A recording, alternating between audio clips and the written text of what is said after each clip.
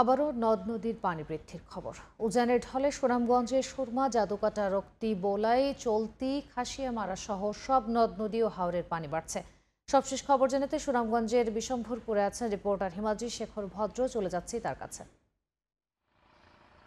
আমি আছি সুনামগঞ্জের বিশম্বরপুরের গজারিয়া খাল এলাকায়। এই এলাকা দিয়ে পাহাড়ি ঢল প্রবাহিত হচ্ছে। এই সুরমা নদী থেকে পাহাড়ি ঢল এই গজারিয়া নদী দিয়ে খরচার হওয়ার সব বিভিন্ন হাওরে প্রবাহিত হচ্ছে। আমরা গতকালকে বৃষ্টিপাত কম হওয়ার কারণে এখনো পরিস্থিতি অনেকটা স্থিতিশীল রয়েছে বলা যায়।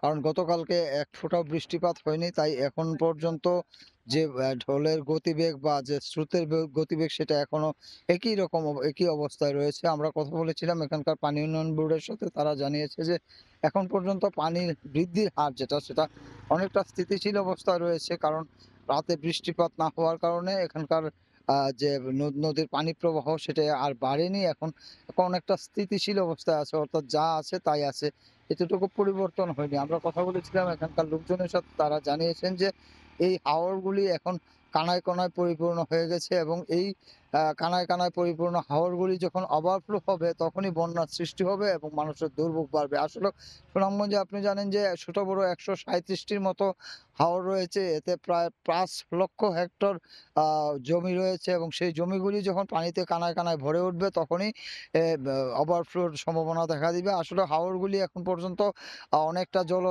পানি ধারণ ক্ষমতা অনেক রয়ে গিয়েছে।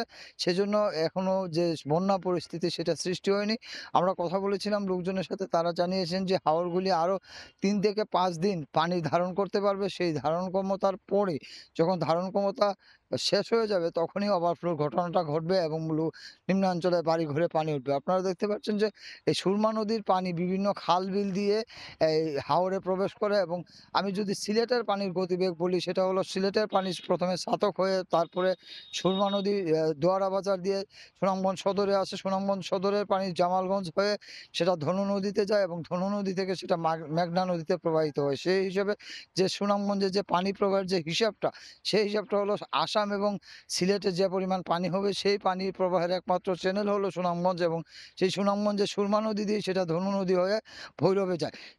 ভৈরবের মেঘনা নদীতে যায় এবং এটার কিছু অংশ ইটনা মিঠামইয়ের যে অলয়দা সড়ক আছে এর বিভিন্ন কালভার্ট বা খাল বিল দিয়ে ওটা অন্য জায়গায় ছড়িয়ে ছিটিয়ে যায়। কিন্তু এই ইটনা এবং মিঠামইনের অলয়দা সড়ক যেটা তৈরি করেছে সেটার কারণে পানির যে স্বাভাবিক প্রবাহ সেটা বিঘ্নিত হচ্ছে। আপনারা দেখতে পাচ্ছেন যে এই যে স্রোতের পরিমাণ বা পাহাড়ি ঢলের পরিমাণ, সেই পাহাড়ি ঢলটা কিন্তু এখন পর্যন্ত গতকালকে আমরা যেভাবে দেখছিলাম সেইভাবে রয়েছে। আসলেও এটার কোনো পরিবর্তন হয়নি। বৃষ্টিপাত না হলেও এই অবস্থার কোনো পরিবর্তন না হওয়ার কারণে এই এখন পর্যন্ত পরিস্থিতি অপরিবর্তিত রয়েছে। পাশাপাশি আজকে সুন্দর আবহাওয়া বিরাজ করছে। এখন পর্যন্ত রোদ না উঠলেও বৃষ্টিপাত হয়নি, ঝড় বৃষ্টি হয়নি। সেজন্য অনেকটা অনেকটা অনেকটা স্বাভাবিক পরিবেশের মতো বিরাজ করছে। তো এই ছিল সুনামগঞ্জের বিশম্বরপুরে পাহাড়ি ঢলের সবশেষ খবর।